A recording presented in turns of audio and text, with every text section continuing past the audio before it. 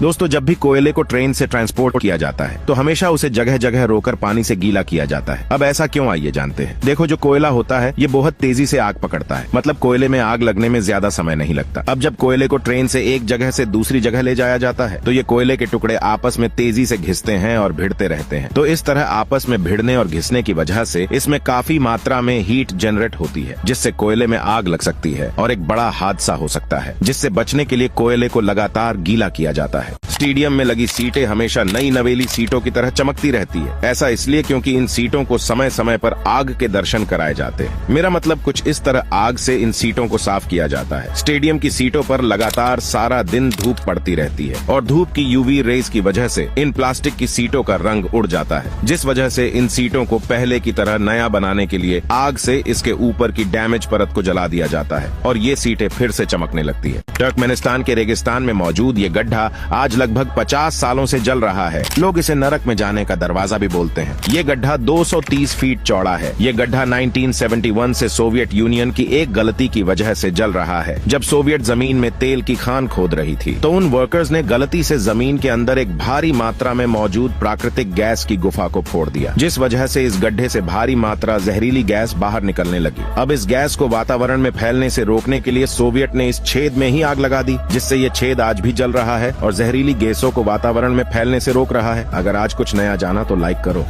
अगर ऐसी किसी चीज को रास्ते में देखो तो वहाँ से तुरंत भाग जाना, क्योंकि ये जो आप देख रहे हो इसे बॉल लाइटिंग कहा जाता है। वैसे तो इसे 1195 में देखा गया था, पर इसकी ओरिजिनल रिपोर्ट 1901 की है, जिसमें ये बॉल लाइटिंग फ्रांस में खिड़की से किसी के घर में आ गई थी। लोगों को लगा कि किसी दूसरे देशों का किया गया कोई हमला है, पर ये अचानक ही गायब हो गया। ये थंडरस्टॉर्म यानी बिजली के गिरने से बनता है। एक तरह से समझो कि ये बिजली का गोला है जिसमें जमीन से निकली ऑक्सीजन शामिल है। ये हल्का होने की वजह से हवा में फ्लोट करता हुआ आगे बढ़ता जाता है। इसे दुनिया के सिर्फ 5% लोगों ने ही देखा है। आमतौर पर तो ये अचानक गायब हो जाते हैं, पर कभी कभी बारिश होने की वजह से ये इतनी तेजी से ब्लास्ट होता है कि पूरा घर उड़ा दे। तो जितना हो सके इससे बचकर ही रहना। आपने डर्ट बाइक रेसिंग के बारे में तो सुना ही होगा, जिसमें बाइकर्स अपनी बाइक को अंधाधुंध कीचड़ में भगाते हैं, जिसके बाद बाइकर्स की हालत कुछ ऐसी हो जाती है। इस रेस में सबसे बड़ी प्रॉब्लम होती है कि रेस के दौरान हेलमेट के शीशे या बाइकर के यूज किए ग्लासेस पर ढेर सारा कीचड़ जमा हो जाता है, जिससे रेस के बीच शीशे को साफ करना बहुत ज्यादा खतरनाक होता है। तो ऐसे में दो तरीके होते हैं हेलमेट के शीशे को साफ करने के। पहला तो हेलमेट के ग्लास पर इस तरीके की प्लास्टिक की काफी सारी स्ट्रिप्स लगी होती है, जिसे बाइकर रेस के दौरान गंदा होने के साथ साथ हटाता रहता है। पर दूसरा तरीका सबसे शानदार है। इसमें हेलमेट के अंदर ऐसा सिस्टम लगा होता है जिसमें एक रस्सी को खींचते ही पूरा हेलमेट का शीशा स्वाइप होकर तुरंत साफ हो जाता है।